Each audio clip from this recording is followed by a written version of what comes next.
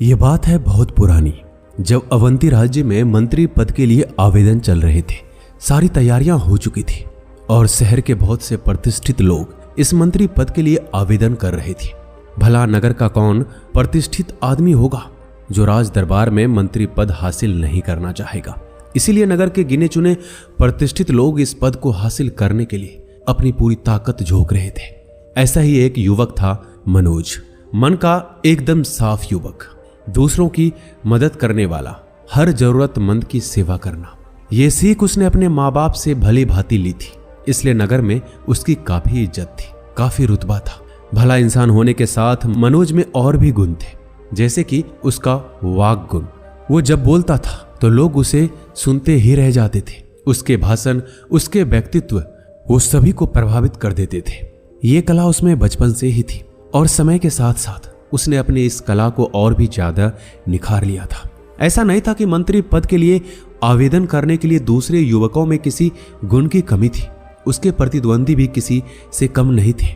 वो भी अपना भरपूर प्रयास कर रहे थे और उनमें भी किसी गुण की कोई कमी नहीं थी।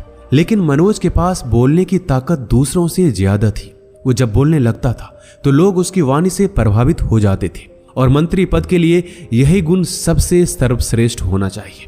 यही गुण आपको मंत्री पद दिलवा सकता है। अगर आप अपने भाषण और अपने वक्त वैसे अपनी जनता को, अपने नगर के लोगों को प्रभावित कर पाते हो तो आप मंत्री पद के लिए अच्छे दावेदार हो सकते हो। इसी कारण मनोज का रुतबा पूरे नगर में फैला हुआ था और उसकी प्रतिष्ठा को और भी ज्यादा नजर में फैलाने के लिए उसके दोस्त, उसके चाहने वाले जी जान एक करके लगे हुए थे। उन्हीं दोस्तों में मनोज का एक दोस्त राहुल था। राहुल मनोज का बचपन का मित्र था और दोनों में बहुत गहरी मित्रता थी। लेकिन मनोज की तरह राहुल उस नगर का कोई प्रतिष्ठित युवा नहीं था। वो एक साधारण से परिवार से था। ना ही उसमें भाषण देने का या कोई वक्त वह पेश करने का कोई कौशल था। वो सिर्फ अपने दोस्त मनोज को जिताने के लिए दिन रात एक कर रहा था और मनोज भी इस बात से भली भांति परिचित था।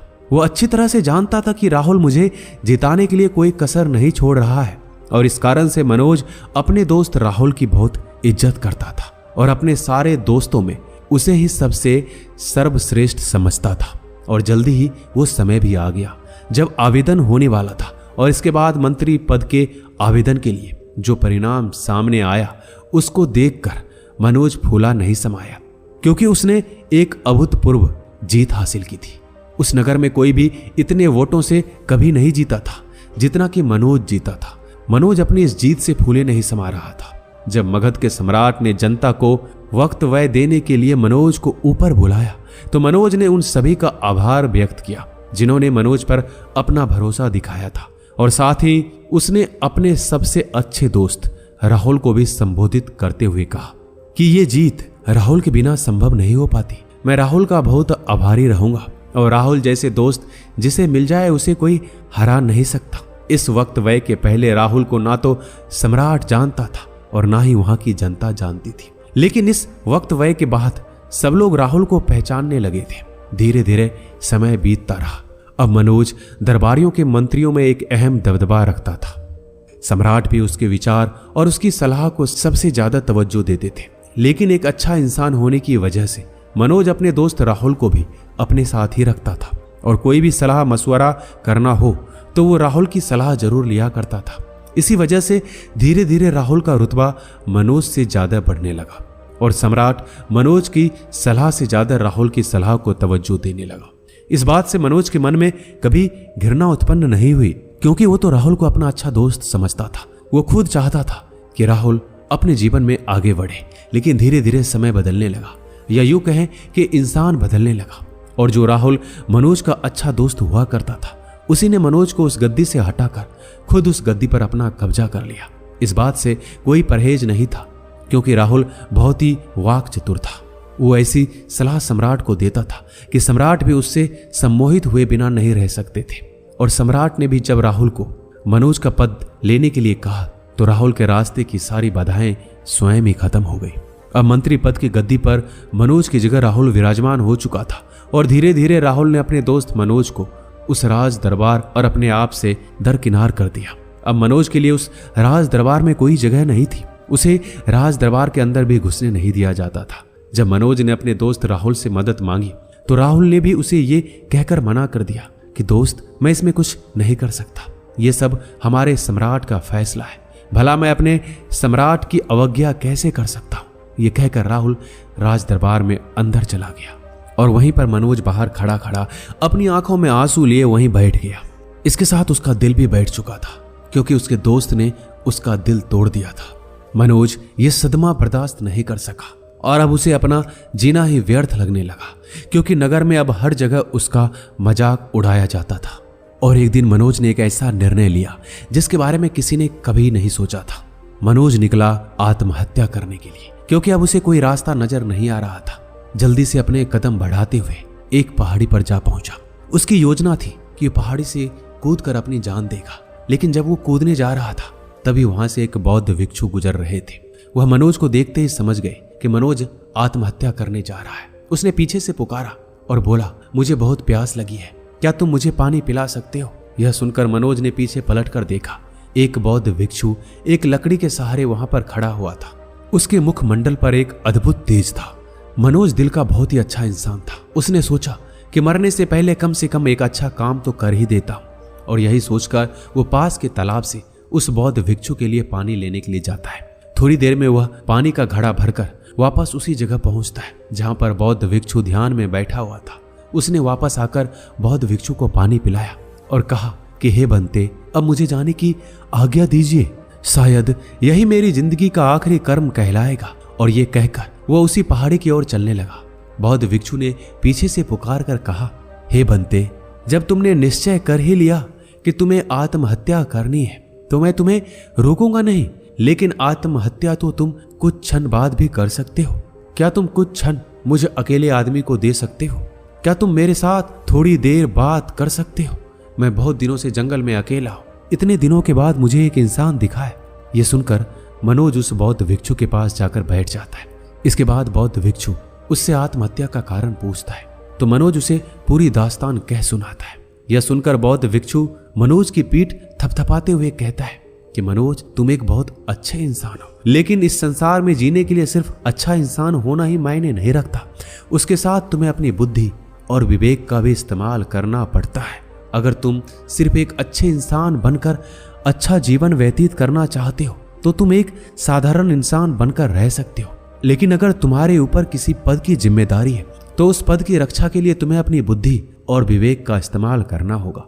कभी भी अपने पद की सुरक्षा हेतु ये 7 बातें किसी को मत बताना, वरना तुम मुसीबत में पड़ जाओगे। और इसे ध्यान से सुनना। पहली बात, अपनी आमदनी किसी को मत बताना। अगर तुम किसी को अपनी आमदनी बताते हो तो उस आदमी की अपेक्षाएं आपसे ज्यादा बढ़ जाती है। और जब आपका दोस्त आपसे मदद मांगता है और आप उसकी मदद नहीं करते तो उसके मन में घृणा उत्पन्न हो जाती है, क्योंकि वो सोचता है कि इतनी आमदनी के बावजूद मेरा ये दोस्त मेरी सहायता क्यों नहीं कर रहा। और इसी के साथ आपकी आमदनी ठगों और चोरों को भी आकर्षित करती है। ठग और चोर अपना शिकार बनाने के लिए आपके पीछे पीछे चलेंगे और नई नई योजनाओं के तहत आपको फंसाने की कोशिश करेंगे। लेकिन याद रखना, जब तक जरूरत ना हो, जब तक आवश्यकता ना हो, अपनी आमदनी किसी को मत बताना। अपने परिवार वालों से आमदनी बताना गलत नहीं है, लेकिन उनके अलावा किसी को अपनी आमदनी बताना अपने पैर पर कुल्हाड़ी मारने जैसा होता है। दूसरी बात, अपने परिवार के झगड़े के बारे में किसी को मत बताना।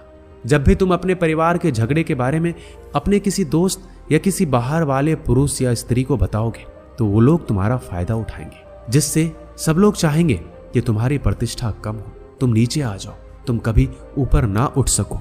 इसलिए अपने घर के झगड़े के बारे में किसी को कभी मत बताना।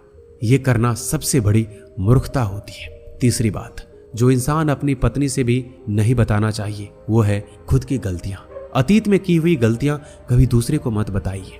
अगर ये बात अपनी पत्नी को आप बताएंगे या किसी दूसरे लोग को बताएंगे तो धीरे धीरे समय के साथ आप पर अपना दबदबा बनाना शुरू कर देंगे, क्योंकि वो सोचेंगे कि आप इतनी गलतियां कर चुके हैं और वो तो धुले हुए हैं, उन्होंने तो कोई गलतियां नहीं की है। इसलिए वो अपने आप को आपसे ऊपर झांकेंगे, जिसकी वजह से भविष्य में आपको समस्याओं का सामना करना पड़ सकता है। और अपनी गलतियां बताने का एक बुरा नतीजा ये भी हो सकता है कि कल को अगर आपके दोस्त के साथ आपकी दुश्मनी हो जाए तो वही दोस्त आपकी कमियों को, आपकी गलतियों को दुनिया के सामने उजागर कर देगा। चौथी बात, अपना लक्ष्य किसी को नहीं बताना चाहिए। अपने जीवन में जो भी पाना चाहते हैं वो मन में रखिए और उस लक्ष्य के प्रति काम करिए, क्योंकि अगर आप अपना लक्ष्य दूसरों को बताएंगे तो वो आपके मार्ग में अड़चन पैदा कर सकते हैं। अगर वो अड़चन पैदा नहीं भी करते हैं तो अगर कल को आप अपना लक्ष्य प्राप्त नहीं कर पाए तो उसकी नजर में आप एक मजाक का पात्र बन जाएंगे। पांचवी बात, अपनी कमजोरी और ताकत किसी को मत बताइए। अपनी कमजोरी अगर आप किसी को बताएंगे तो मौका पड़ते ही वो हमारी कमजोरी का फायदा उठाने से नहीं चूकेंगे, और अगर हम अपनी ताकत दूसरों को बताएंगे तो वही ताकत हमारी कमजोरी बन जाएगी। लोगों को हमारी ताकत पता चल जाएगी तो वो इसका काट भी ढूंढ लेंगे।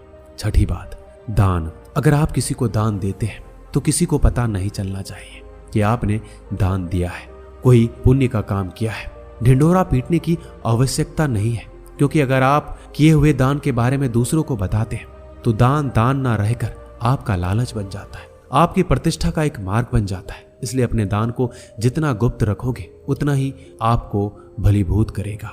इसलिए एक कहावत है, जब एक हाथ दान करता है तो दूसरे हाथ को भी पता नहीं चलना चाहिए।